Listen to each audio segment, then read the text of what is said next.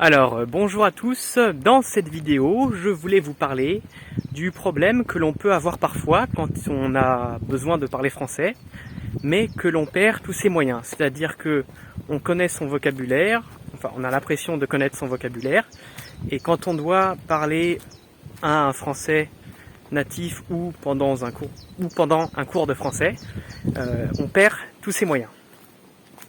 Donc je voulais vous donner des techniques pour ne plus perdre vos moyens et pour finalement prendre confiance en vous pour vous exprimer en français et ne plus être bloqué et ne plus avoir ce sentiment de frustration que l'on peut avoir de se dire « Ah, je connaissais la phrase en français mais je ne l'ai pas dite quand je devais le faire ». Alors, la première chose que vous pouvez faire, c'est tout simplement de faire les choses petit à petit. Donc, par exemple, vous pouvez vous entraîner dans des situations de la vie qui sont prévisibles. Parce que, je ne sais pas si vous avez remarqué, mais quand vous allez chez le boulanger, chez le pharmacien, chez le médecin, si vous demandez à votre collègue ce qu'il a fait pendant le week-end, les sujets de conversation sont souvent assez prévisibles et sont très ritualisés finalement. Vous avez peu de chances de dire quelque chose d'inattendu. Donc ce que vous pouvez faire, c'est vous entraîner dans ces situations particulières. Par exemple, vous entraîner à commander dans un restaurant, à demander votre chemin, ce qui fait que vous ne serez pas perdu quand vous aurez besoin de vous exprimer en français dans ces situations. Et après, si vous êtes en France, vous pouvez vous entraîner. Donc, même si vous n'êtes pas perdu, vous pouvez demander à un Français votre chemin et lui dire « Excusez-moi, je me suis perdu, pouvez-vous m'aider ?» Si vous êtes dans un magasin, vous pouvez faire semblant de chercher un produit.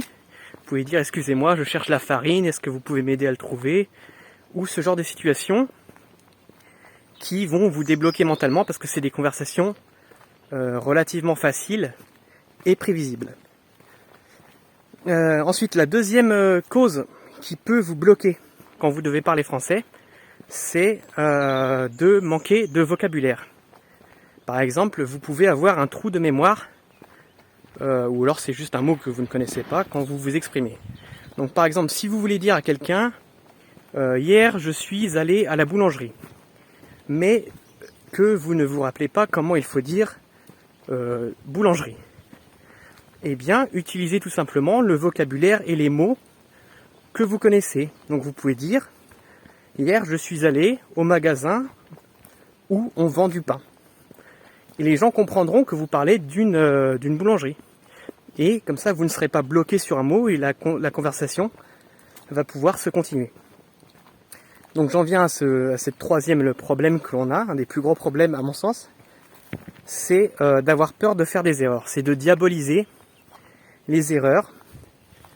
Quand on parle, on est obligé de faire des erreurs, mais moi j'en fais, je vais en faire sûrement dans cette vidéo, des fautes de français. D'ailleurs, si vous regardez ma première vidéo, à un moment je dis qu'à chaque fois que vous appreniez le français, c'est une faute, il faut dire chaque fois que vous apprenez le français. Mais bon, c'est pas grave. Donc n'ayez plus peur de faire des erreurs, et n'oubliez pas que le français, ou n'importe quelle langue, c'est avant tout un outil de communication. Donc un outil de communication, ça sert à communiquer et ça ne sert pas à dire des phrases parfaites. Donc par exemple, vous pouvez prendre l'exemple avec un bébé ou un enfant quand il commence à apprendre à parler. Eh bien, il va s'exprimer avec son vocabulaire et c'est pas grave. On va pas en vouloir à un enfant s'il ne sait pas dire, par exemple, il ne me sied guère d'accéder à votre requête, au lieu de dire non. Lui, il va dire non, je veux dire, au lieu de dire une phrase alambiquée, longue, qui n'est pas forcément utile d'ailleurs. Donc ça, c'est la troisième chose, n'ayez plus peur de faire des erreurs. Lâchez-vous, il n'y a pas d'erreur, l'important c'est qu'on vous comprenne. La quatrième chose que vous pouvez faire, c'est de parler avec quelqu'un de votre niveau. Donc par exemple, si vous êtes en français de niveau à peu près A2, si vous avez un ami qui est également de niveau A2, vous pouvez vous amuser à parler entre vous en français. D'ailleurs, avec une petite bière, ça aide. Pourquoi vous pouvez faire ça? Parce que comme vous êtes tous les deux du même niveau, vous n'allez pas avoir peur d'avoir l'air bête, entre guillemets, parce que vous savez tous les deux que vous apprenez. Et ça peut même être très productif parce que parfois c'est beaucoup plus facile de voir les erreurs chez les autres que chez soi. Donc autant utiliser ce défaut humain que nous avons tous pour l'exploiter, pour apprendre le français.